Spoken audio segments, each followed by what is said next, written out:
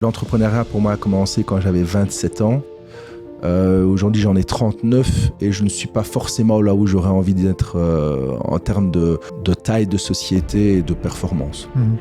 Mais voilà, je pense que c'est l'insatisfaction continue des entrepreneurs de vouloir être toujours plus loin que ce qu'ils ne sont.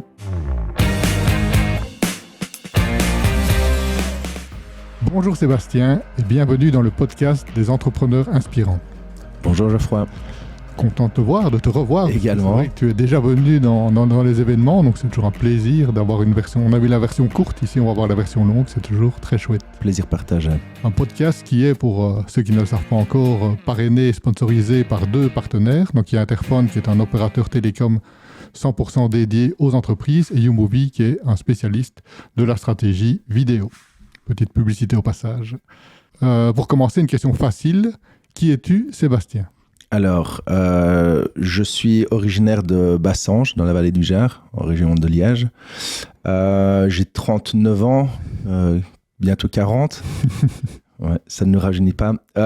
Et formation, au niveau formation, ingénieur de formation. Et ensuite, j'ai d'abord fait un premier master ingénieur industriel. Et puis ensuite, j'ai fait la passerelle en ingénieur civil. Et puis ensuite, j'ai fait la passerelle HEC entrepreneur. Et puis ensuite, j'ai été vagabonder un petit peu, travailler dans le pétrole à l'étranger. Et puis ensuite, mais je suppose que là, on va y revenir, parcourir tout ça. C'est comme ça que je me suis retrouvé dans les montres. Ok, les montres belges. Les montres belges, les montres commémoratives. Tu n'es pas passé par la Suisse, toi, à un moment donné ? Tu n'as pas travaillé un peu ? Non, du tout. Non, jamais. Non. Jamais. Et donc, deuxième question, qu'est-ce qu'une journée de Sébastien aujourd'hui ? La journée type de Sébastien. Très bonne question.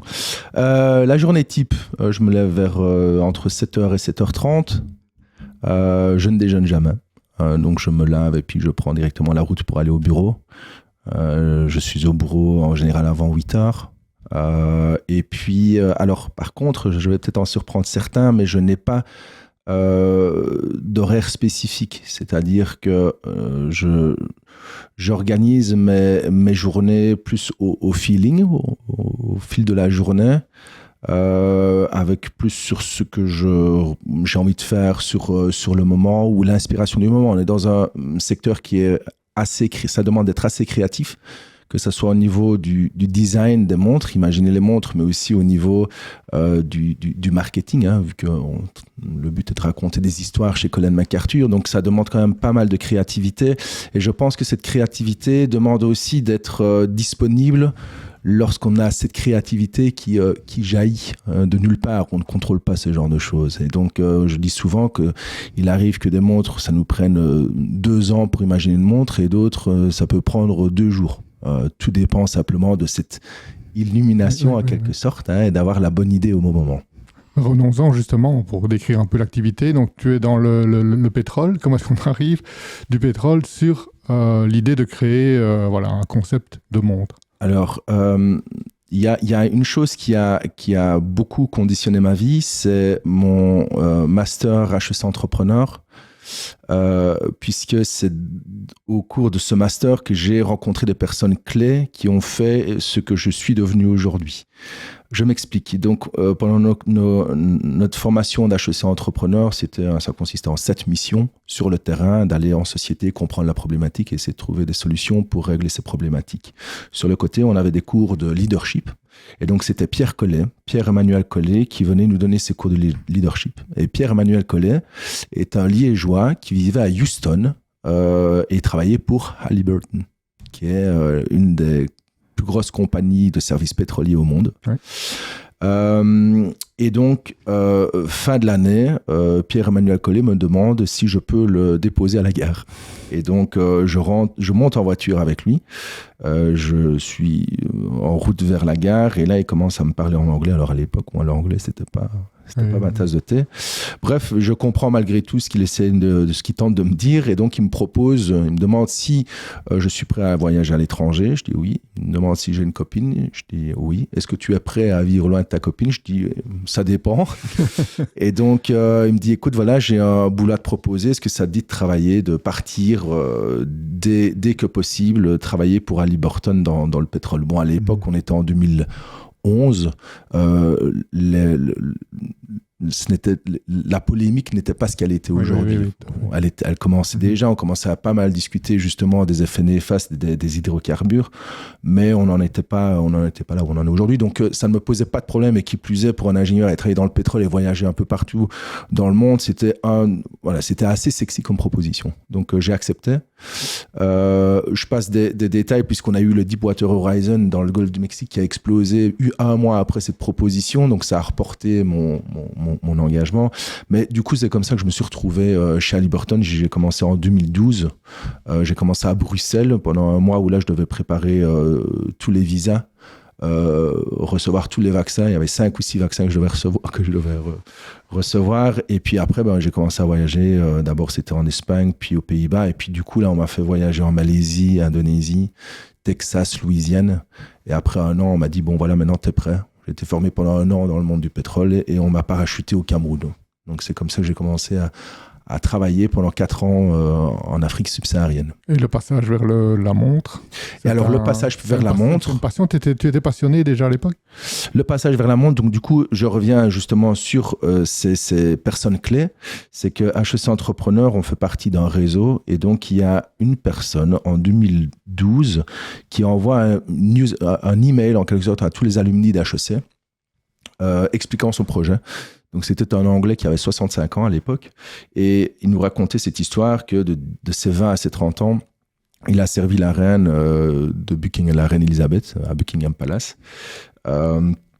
Et ici, après son service auprès de la reine, il a pris des cours d'horlogerie et de joaillerie, et ensuite il a lancé son horlogerie, sa bijouterie à Namur. Donc le gars, une fois qu'il a fini son service, a déménagé en Belgique pour une histoire de cœur. Il a lancé son business dans le domaine de l'horlogerie, et arrivé à ses 65 ans, il désirait faire une montre pour son régiment qui était les Scots Guards.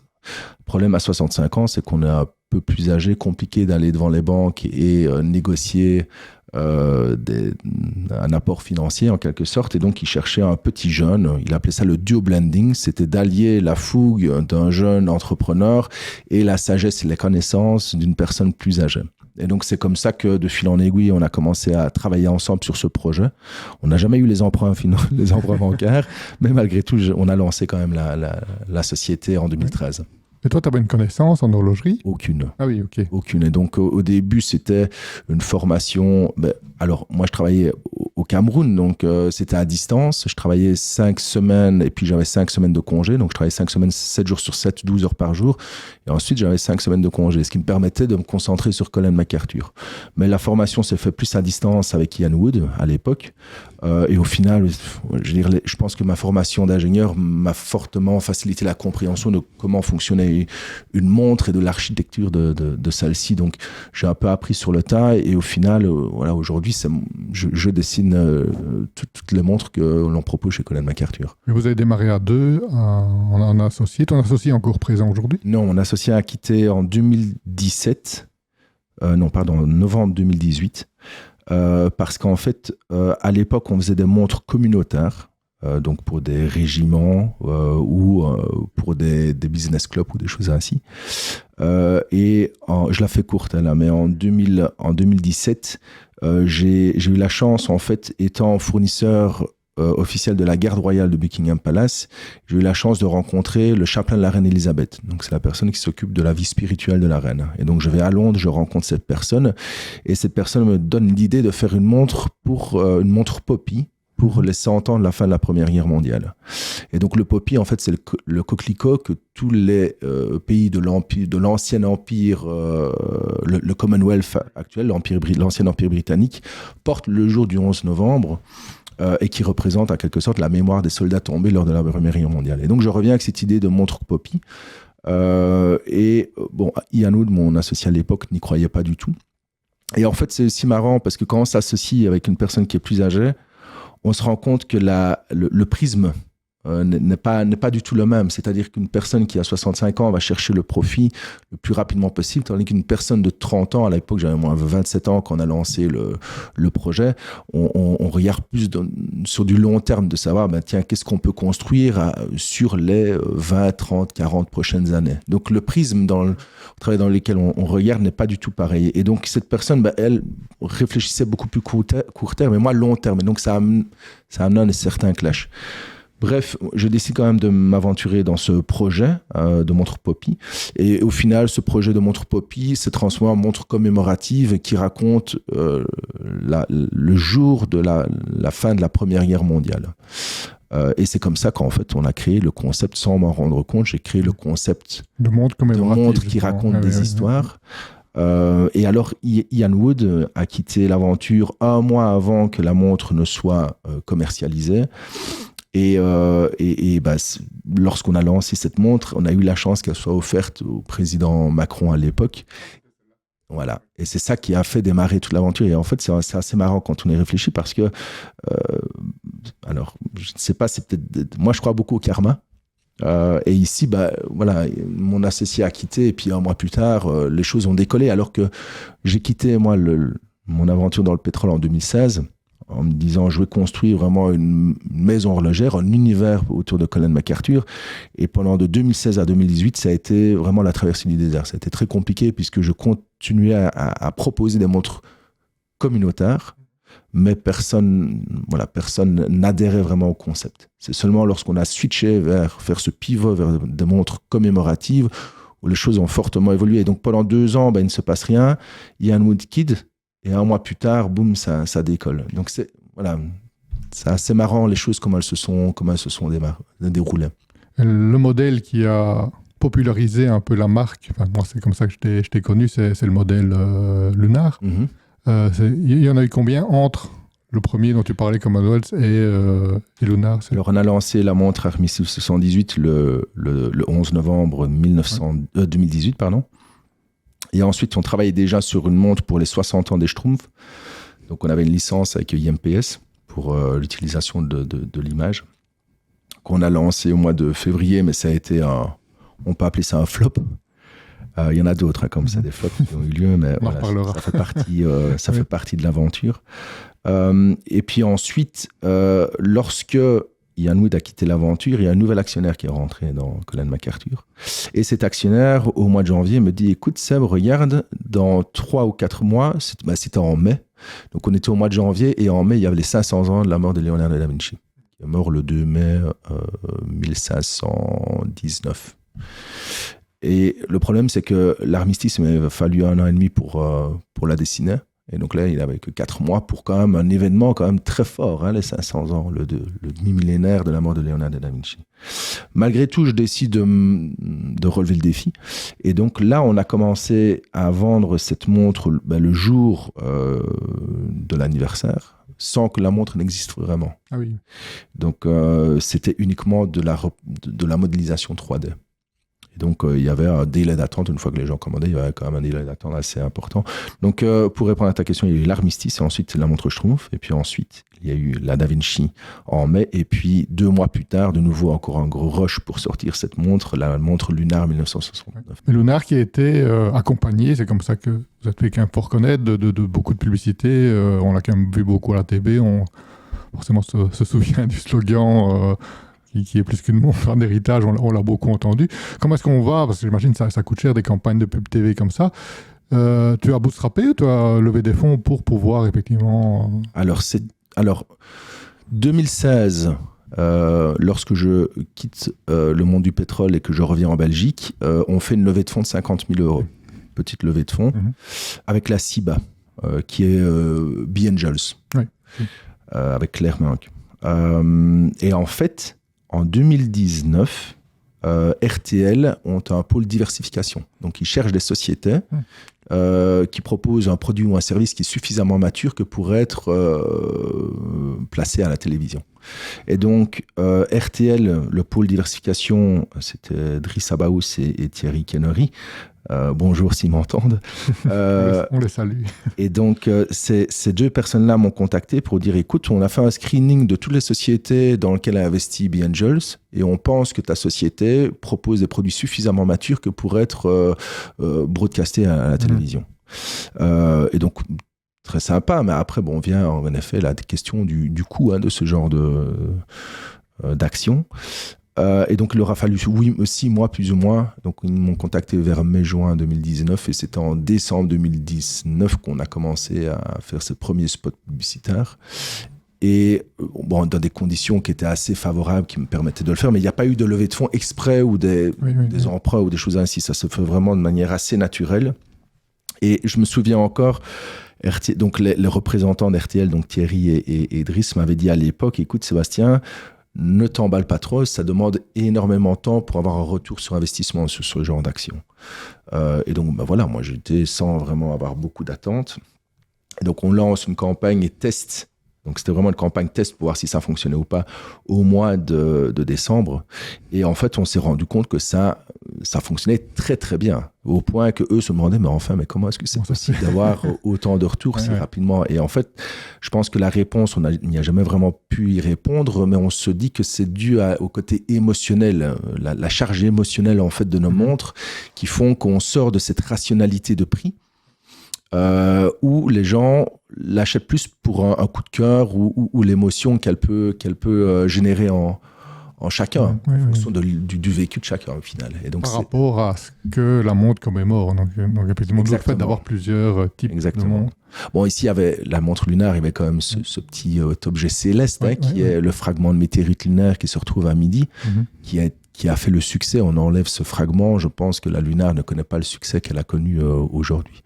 Mais oui, la lunaire, aujourd'hui, on est sur la montre, la montre Black. On l'avait sorti à l'époque, ça nous paraissait des nombres démesurés. On l'avait sorti à 1969 exemplaires numérotés, la version quartz, en se disant, il va nous falloir des années et des années avant de l'écouler. Aujourd'hui, la version Black, elle est sold out. Il nous reste encore la version white.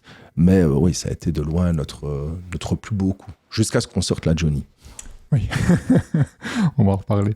Et tu parlais aussi du fait d'avoir, et ça se trouvait intéressant, le côté MVB, donc de lancer le premier produit avant même qu'il existe. Vous l'avez relancé, je pense, avec la RED aussi, où vous avez aussi prévendu des modèles. Oui, alors là, par contre, c'est un business model qui est complètement différent, puisqu'on a utilisé une plateforme déjà existante qui s'appelle le Kickstarter, et qui est en fait un crowdfunding. Donc les gens soutiennent un projet, donc mettent une certaine somme, et en fonction de la somme qu'ils mettent, il y a ce qu'on appelle un reward qui consiste à recevoir une montre en remerciement.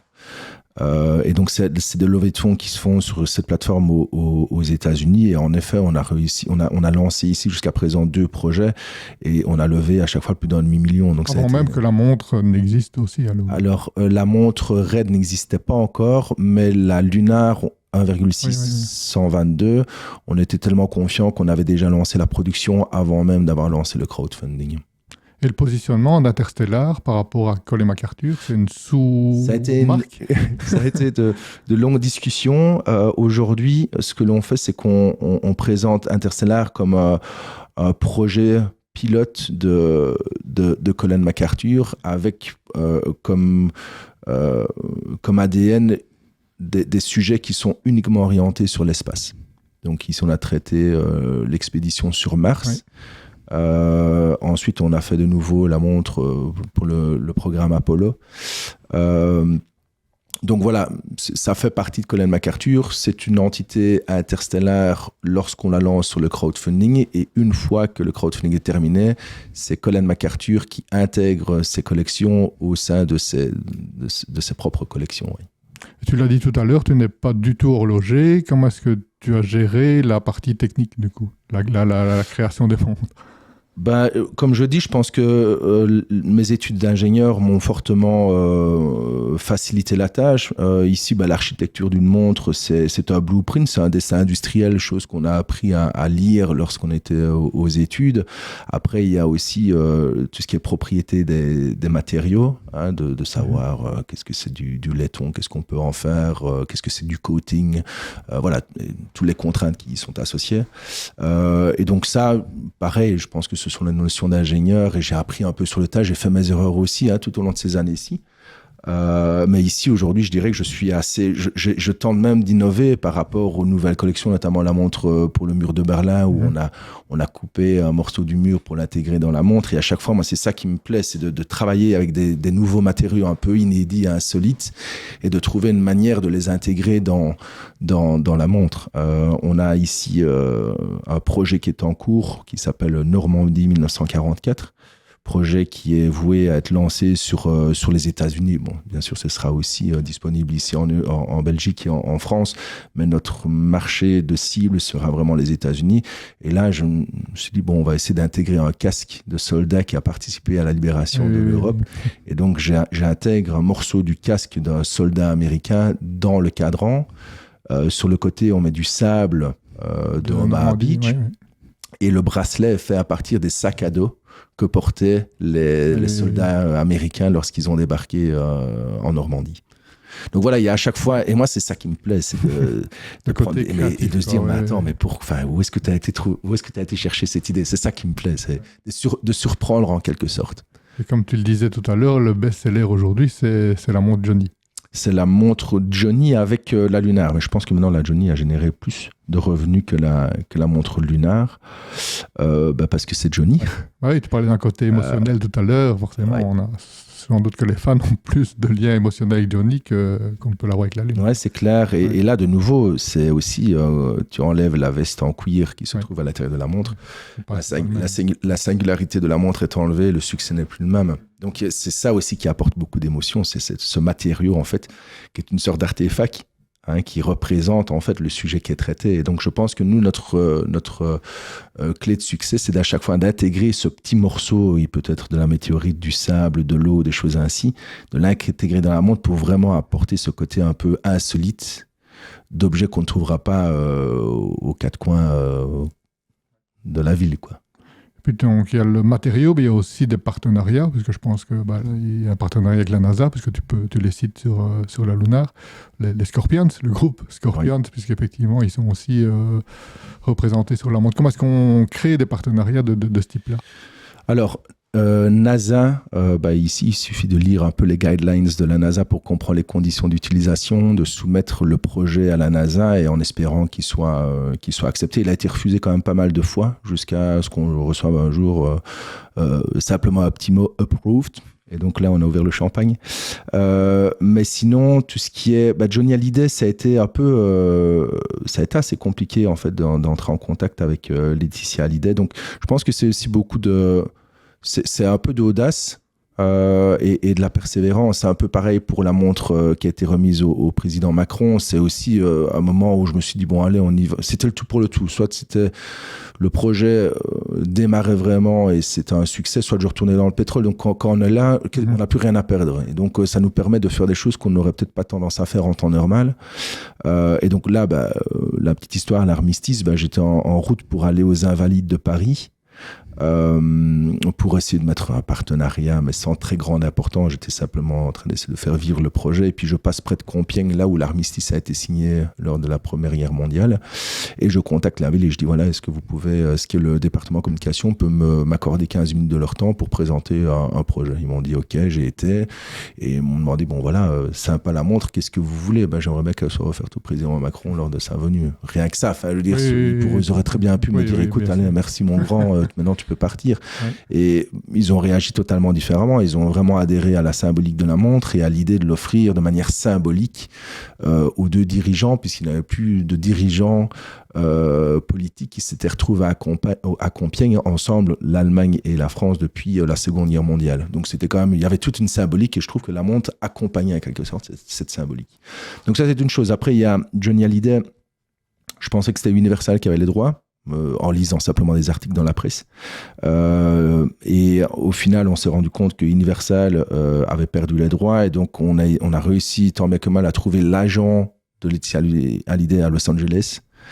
Et cet agent a adhéré au projet et nous a présenté auprès de Laetitia Hallyday, et Laetitia a accepté de se lancer dans cette aventure avec nous.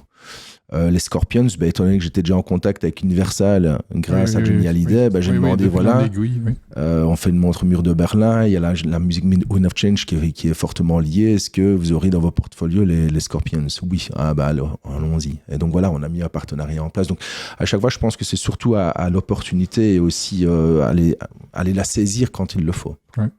Pour eux, c'est plus une question d'image, j'imagine, que de filles, parce que je me dis un fille, mais il n'y a pas des volumes énormes non plus.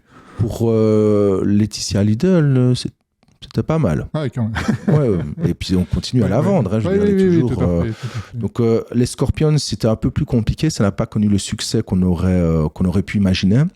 Bien que maintenant, avec du recul, on se rend compte qu'il y a beaucoup moins d'émotions autour des Scorpions qu'autour de Johnny Hallyday. Autour de Johnny Hallyday, il y a beaucoup de larmes en fait autour de ce chanteur, qu'elles soient de joie ou de tristesse, mais il y a beaucoup de personnes qui disent que Johnny a joué un rôle important dans leur vie. Chose qu'on n'a pas forcément nous entendu en sondant un petit peu par rapport aux Scorpions. Donc voilà, et ça c'est vraiment aussi un élément clé de succès, c'est d'avoir cette charge émotionnelle autour du sujet que l'on va traiter. Ouais. Elles sont toutes en série limitée ou il y en a qu'on peut acquérir Alors avant, elles étaient toutes en série limitée. Ouais. Maintenant, étant donné que les volumes augmentent d'année en année, on limite uniquement à la version automatique, qui est la version premium, et la version quartz, elle, est numérotée mais non limitée. Par contre, les anciennes collections avant 2024, c'est seulement cette année qu'on a pris cette décision, mais les collections qu'on a limitées auparavant, elles restent bien sûr. Oui, bien sûr. Toi qui es aujourd'hui un entrepreneur aguerri, est-ce qu'il y aura un conseil que tu donnerais au Sébastien de 18 ans? C'est marrant ce que tu me dis parce que là, je fête mes 40 ans le 17 novembre. Et justement, il n'y a pas plus tard que 3 jours, je regarde à la date du 17 novembre et je me suis écrit un petit mot quand j'avais 35 ans, à 40 ans. Donc, j'ai été mettre dans le calendrier certaines choses dont je serais censé me rappeler. Par rapport au Sébastien de 18 ans, c'est une bonne question. Je pense que je ne changerai pas grand-chose de mon parcours. Je suis content des expériences que j'ai eues depuis mes 18 ans. Il y a eu quand même pas mal de chemin parcouru. Alors, la seule chose peut-être, c'est l'entrepreneuriat pour moi a commencé quand j'avais 27 ans. Aujourd'hui, j'en ai 39 et je ne suis pas forcément là où j'aurais envie d'être en termes de taille de société et de performance. Mais voilà, je pense que c'est l'insatisfaction continue des entrepreneurs de vouloir être toujours plus loin que ce qu'ils ne sont. C'est ce qui motive aussi à dépasser aussi, je pense. Exact. Donc, voilà, peut-être alors, Sébastien a 18 ans, je dirais peut-être d'être patient, mais d'être toujours persévérant et passionné dans ce qu'il fait. Ouais. Tu l'as évoqué tout à l'heure, le côté échec. Je te dis, on a connu un échec avec une montre. Mais donc on sait que l'échec, c'est ce qui est le plus formateur dans le métier et le rôle d'entrepreneur. Est-ce qu'il y a un échec en particulier que tu retiens et qui a été vraiment très, très formateur pour toi, où il y a eu un avant et un après? Alors l'échec, c'est vrai que c'est un échec, c'est justement cette association avec mon ancien partenaire, où on se rend compte, comme je dis, c'est que la perspective de mon ancien associé et ma perspective à moi était complètement différente, et je pense que c'était couru d'avance qu'on allait aller au clash de toute façon, parce que lorsqu'on réfléchit court terme ou long terme, et c'est pareil pour tout, c'est que le court terme et le long terme, c'est très compliqué d'allier comme ça des objectifs qui arrivent à matcher entre eux. Donc, c'est peut-être ici, me rendre compte que les personnes avec qui on s'associe, il faut avoir une vision qui soit commune, que ça soit sur le court, le moyen et le long terme. Et aujourd'hui, donc, tu n'as plus d'associés? Non, mais par contre, donc au tout début, donc j'étais associé avec Ian Wood. Ensuite, on a fait rentrer, comme j'ai dit, la CIBA B. Angels. Oui. Et ensuite, on a eu donc B. Angels et 2 autres privés. Et ensuite, en 2018, lorsque Ian Wood est sorti, il y a eu un nouvel entrant. Donc, à un moment donné, là où on était au moment donné où on était le plus d'actionnaires, c'était en 2018, 2019. Et là, on était 5 actionnaires. Moi, j'avais 60% de la société et les 40% étaient détenus par d'autres actionnaires. Et depuis 2020, alors autour de moi, on m'a toujours dit, écoute Sébastien, si tu le peux, rachète-le maintenant parce qu'après, tu vas le regretter. C'est toujours aussi, c'est un peu du gambling, c'est qu'on peut les racheter, mais il faut pas se planter. C'est-à-dire que c'est de l'argent, le rachat, c'est de l'argent privé qui nous appartient. Il faut pas... Si on achète et qu'après ça se plante, oui, c'est une perte sèche. Quoi. Donc c'est quand même des choses qui font réfléchir en tout cas. Bref, je me suis quand même lancé dans ce rachat et depuis janvier 2024, je suis à 100% de nouveau actionnaire de Colin MacArthur. Mais voilà, maintenant il faut pas que je me plante. Non, c'est clair. Et une autre caractéristique de l'entrepreneur qui réussit, c'est la prise de décision. Souvent, voilà, prendre les bonnes décisions, tu viens d'en citer une, prendre une bonne décision, voilà, ça peut être très positif, en prendre une mauvaise, ça peut avoir des conséquences. Est-ce qu'il y a, tu l'as peut-être cité, une décision que tu as prise qui a aussi été un game changer pour toi, où tu dis, voilà, c'était une décision plus ou moins, mais ça a changé, une décision difficile que tu as dû prendre qui a changé les choses. La décision dans laquelle... là, il y a un processus décisionnel depuis le début de cette année qui est relativement complexe, on en parlait tout à l'heure avant le podcast, c'est que on arrive ici à une sorte de saturation en termes de croissance avec les outils qu'on a actuellement. Et qu'ici, l'idée était vraiment de redéfinir toutes les fondations, en quelque sorte de les solidifier, en faisant venir les compétences nécessaires, en améliorant les process. Et en optimisant les KPI qu'on sent qui sont un petit peu fébriles pour pouvoir grandir beaucoup plus rapidement dans les années à venir. On a quand même des objectifs assez ambitieux, on espère qu'on va y arriver, mais donc du coup là il y a des décisions en termes de savoir les financements dont on a besoin, les personnes qu'on a besoin de faire rentrer, les audits qu'on a besoin d'intégrer ici dans l'écosystème en quelque sorte pour comprendre quelles sont nos forces, nos faiblesses, les menaces également. C'est en quelque sorte une SWOT. Tous les audits, là on a 5 audits qui sont en cours chez Colin MacArthur. Et ça nous permet en fait d'établir une SWOT très précise et de voir là où sont les faiblesses et là où les forces qu'on peut mettre vraiment clairement en avant. On a également un rebranding qui est en cours. Donc il y a beaucoup de choses et ça demande aussi beaucoup d'investissement, que ça soit en termes de temps et que ça soit en termes financiers également. Donc c'est une décision qui a été prise. La question est de savoir est-ce que c'est pas mieux de rester plus petit et d'y aller tranquillement ou est-ce qu'on veut vraiment grandir. Donc ça c'est vraiment des décisions qui sont très propres à chaque entrepreneur. Moi de mon côté j'ai vraiment cette ambition de faire grandir Colin MacArthur à l'international et que Colin MacArthur soit reconnu comme une maison horlogère commémorative sur la scène internationale. Et j'ai cette volonté de pouvoir transmettre cet héritage à mes enfants en quelque sorte. Donc ça c'est ma vision à moi. Je n'ai pas une vision court terme d'essayer de faire valoriser le plus possible Colin MacArthur pour ensuite la revendre. Hein. Je ne cherche pas à habiller la mariée, mais plus de savoir quelles sont les décisions que je dois faire aujourd'hui pour pouvoir atteindre les objectifs de demain. À savoir que demain, c'est dans 20 ans. Et donc voilà, les décisions qu'on fait au jour le jour, il y a des plus grosses décisions comme je dis ici ce début d'année, mais je pense que là où on en est aujourd'hui, c'est aussi la résultante de toutes les décisions qu'on a pu prendre au jour le jour sur les 5-6 dernières années. Oui. Donc je pense qu'il n'y a pas un jour comme ça où on ne doit pas prendre des petites décisions. Bon, après il y a des décisions comme je dis qui sont plus importantes que d'autres en effet. Et si tu pouvais inviter pour un lunch une personnalité vivante ou décédée, qui inviterais-tu ? Leonardo da Vinci. Ah oui. Ce mec, il est énigmatique. Enfin, je dis ce mec, alors j'ai un très très grand respect pour ce personnage.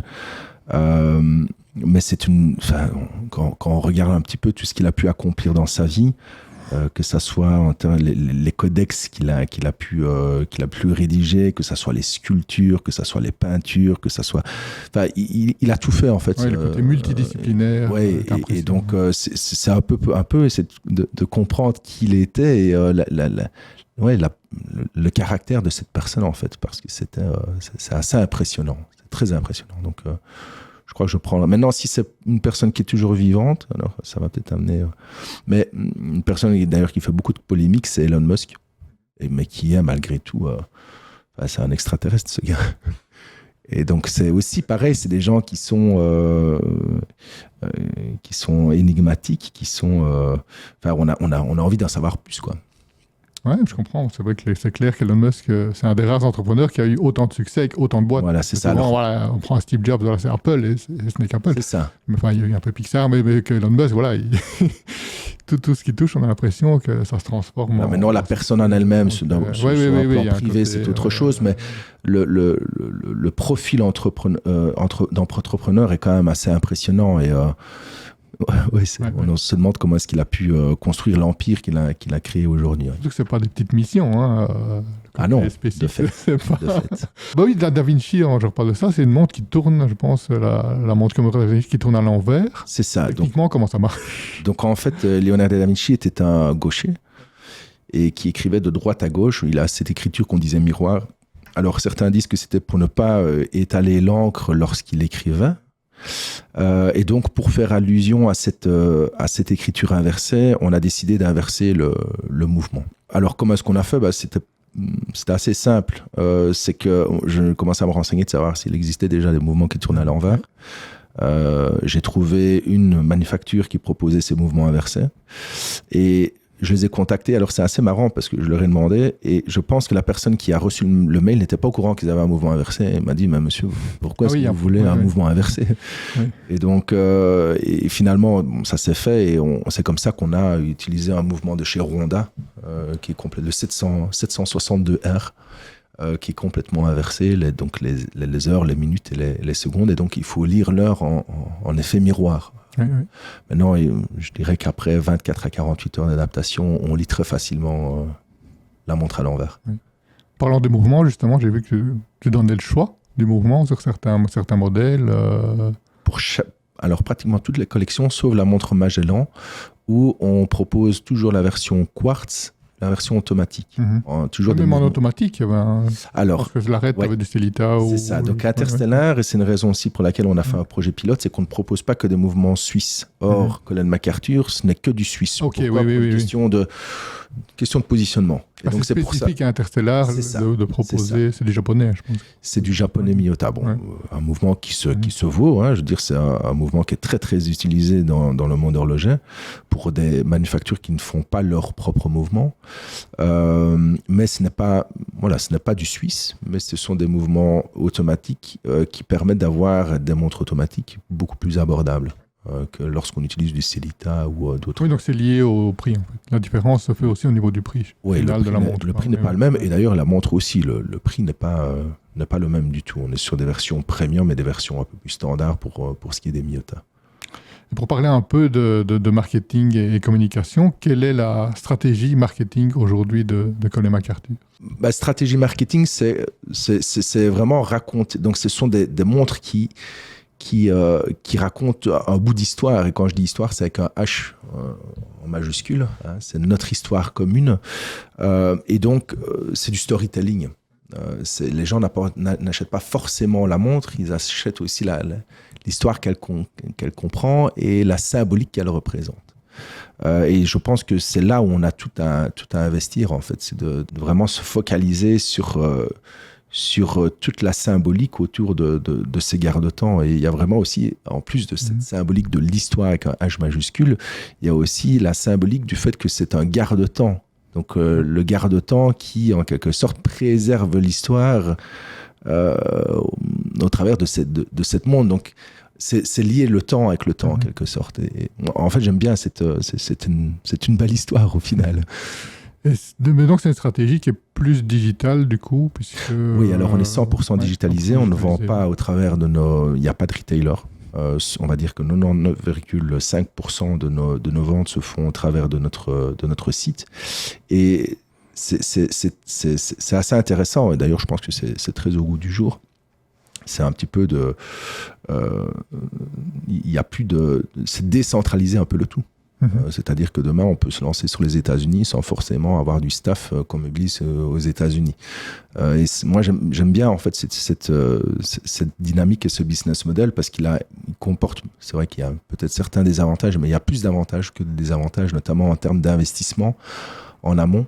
Pour pouvoir attaquer des nouveaux marchés. Et puis, mon épouse et moi, on est des férus du voyage. Et on a toujours voulu cette volonté d'un petit peu décentraliser le tout pour ne pas nous donner un point d'accroche. Donc, c'est-à-dire qu'on ne s'enracine pas quelque part. On a d'ailleurs vécu 2 années à Berlin. On est revenu ici au mois de novembre. Ici, maintenant, on habite dans la région de Liège. Mais il y a cette volonté d'après partir peut-être de l'autre côté de l'Atlantique pour aller vivre de nouvelles aventures là-bas. Et donc, avoir un business comme ça qui est... On a toujours notre siège social à Anse. Il restera toujours là-bas, je pense.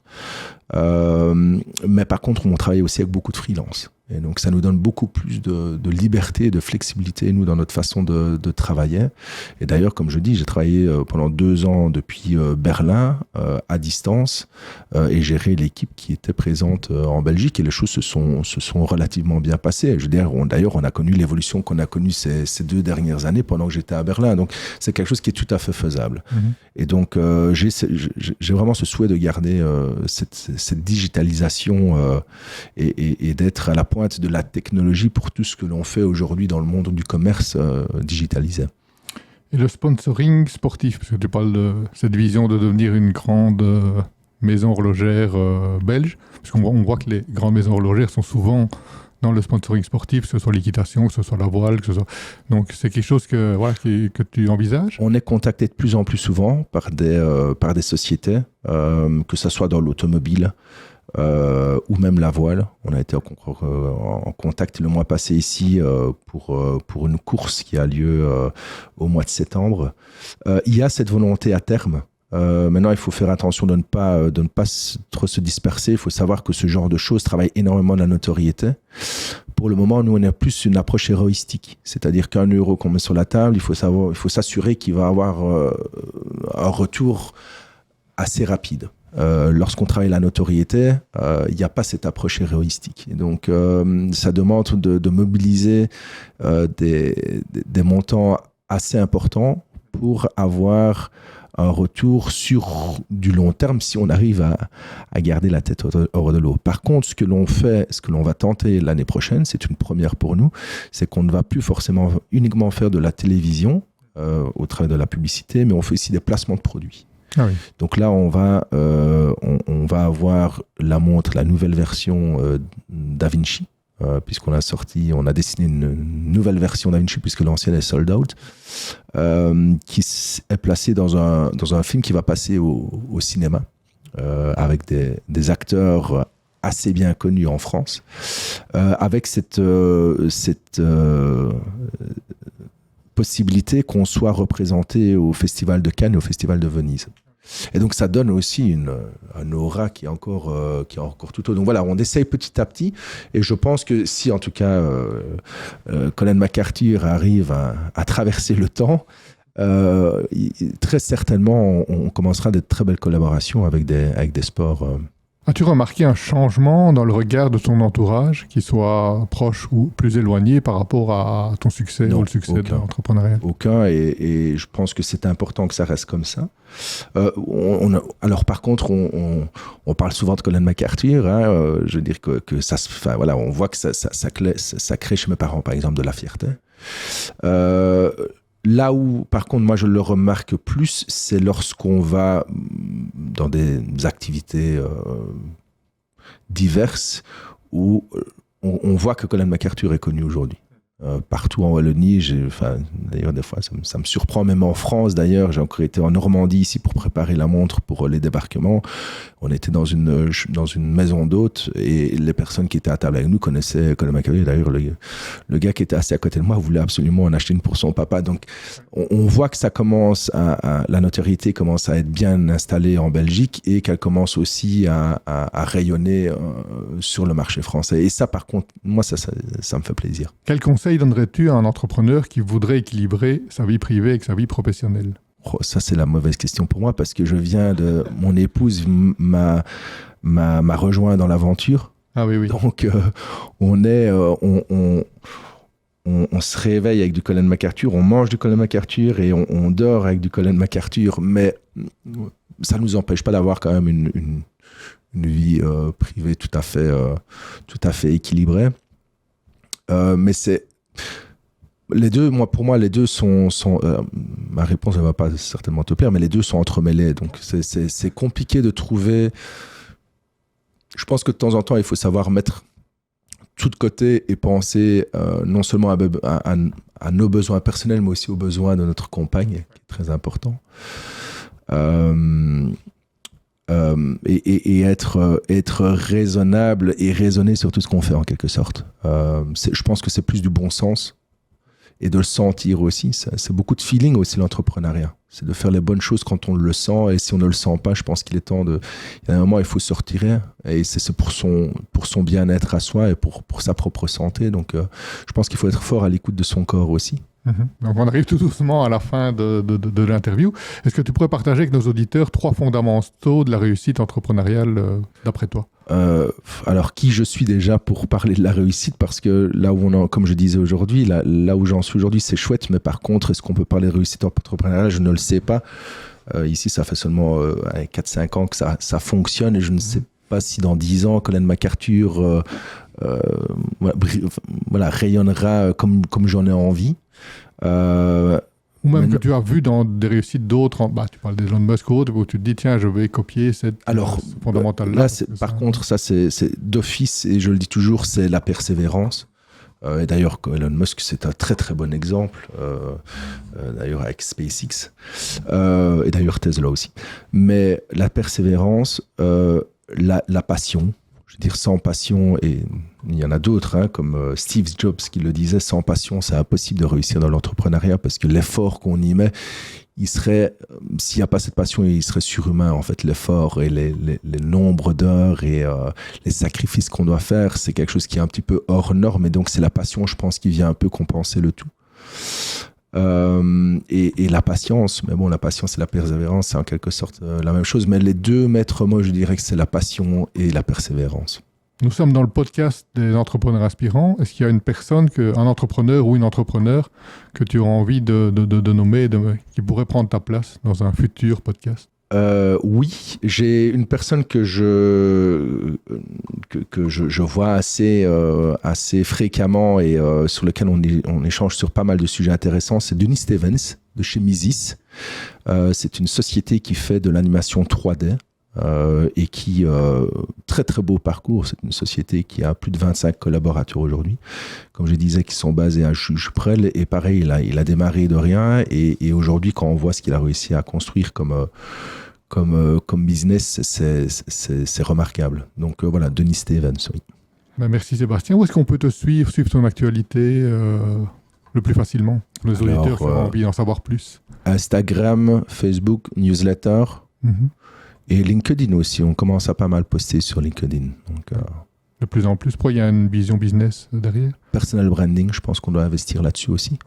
Parce qu'on pense que je dois aussi apprendre à porter davantage la marque et à la faire rayonner de par mon réseau. C'est jamais sur qui ça peut tomber, c'est comme ça. C'est clair. C'est comme ça qu'on réfléchit. Merci Sébastien pour ce partage très inspirant. Merci auditeurs. à toi aussi. Si ce podcast vous a plu, n'hésitez pas à vous abonner, à partager et à liker le podcast. Et on vous donne rendez-vous très prochainement pour de nouveaux épisodes. Salut à tous, salut Sébastien. Au revoir, merci.